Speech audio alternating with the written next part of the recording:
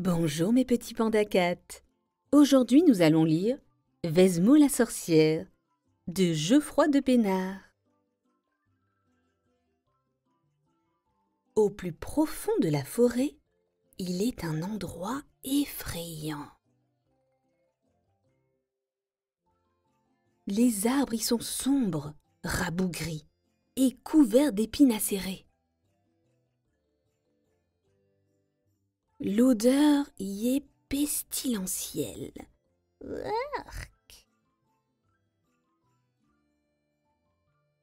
C'est le domaine d'une abominable sorcière. Elle est méchante et capricieuse.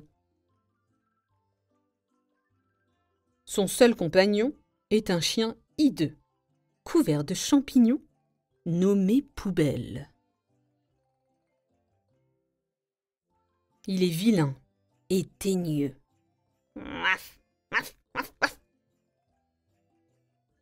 La sorcière témoigne son affection en lui bottant régulièrement l'arrière-train.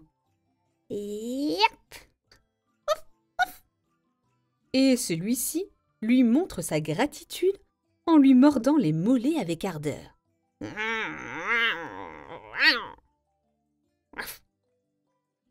Selon son humeur, la sorcière change les animaux qui s'aventurent sur son territoire.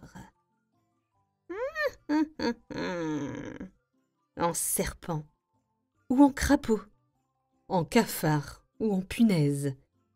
Les fleurs en bouse nauséabonde et les papillons en papier gras. Un jour, au détour d'un chemin, elle tombe sur un prince d'une beauté stupéfiante. Formidable! J'adore transformer les belles choses. Mais ma parole, il pleure.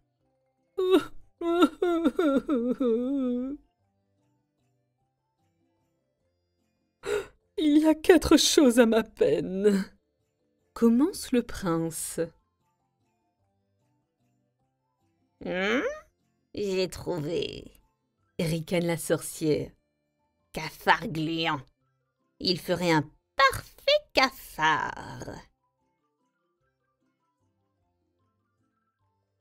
Le prince continue. La première cause, qui n'est pas la moindre, est due à la douleur qu'inflige à mon séant princier les mâchoires de votre animal puant. Il parle une autre langue. En serpent visqueux. Il serait mieux. Je dis que votre chien me mord les fesses et que ça fait mal. La sorcière est un peu vexée. Non. Je vais plutôt en faire un crapaud pustuleux. Sans broncher, le prince poursuit. La deuxième cause à ma tristesse, c'est que je n'ai pas la plus petite idée de l'endroit où je me trouve. Je suis bel et bien perdue.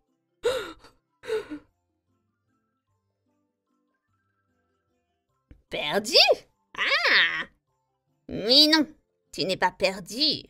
Tu es devant Vesmo, la sorcière. Bon, maintenant, dis-moi vite les autres causes de ton chagrin. Car j'ai une grande envie de commencer ta transformation. Je ne peux pas les dire, Madame Vesmo. Je crains que cela ne vous mette en colère. Il commence à m'agacer, celui-là. Une araignée enrhumée. Voilà en quoi je vais te changer. La troisième cause, c'est votre épouvantable laideur et votre odeur repoussante, Madame Vesmo. Votre présence est extrêmement pénible à supporter. Ainsi, beau prince, je ne suis pas assez belle pour toi. Et que dirais-tu d'un petit bisou? Non, pitié, Madame Vesmo. Changez-moi en serpent, en cafard, en crapaud, en araignée, comme il vous plaira. Mais pas de bisous, je vous en supplie. Ah, je ne résiste pas. Et la sorcière gratifie le prince d'un baiser baveux à souhait. Pouf! En un clin d'œil, le beau prince est devenu un horrible sorcier. Génial! Oh, le charme est rompu.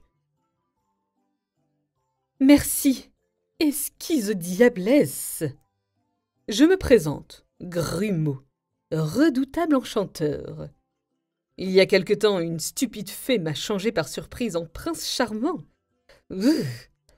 C'était d'ailleurs la 4e et la plus profonde raison de ma tristesse. Enfer, Grumeau, que tu es laid! Tes guenilles exhalent une délicieuse puanteur. Par tous les diables, Vesmo, tu es la personne la plus monstrueuse qu'il m'ait été donné de rencontrer. Ton parfum est plus doux que celui d'un putois malade. Accepte d'être ma femme, et je t'offrirai toutes les choses les plus affreuses que tu pourras désirer. Oh. Ils se marièrent et passèrent leur journée à se disputer. Au plus profond de la forêt se trouve leur domaine terrifiant. Les arbres y sont sombres, rabougris et couverts d'épines acérées. Quant à l'odeur, aïe aïe aïe. C'est la fin de notre histoire.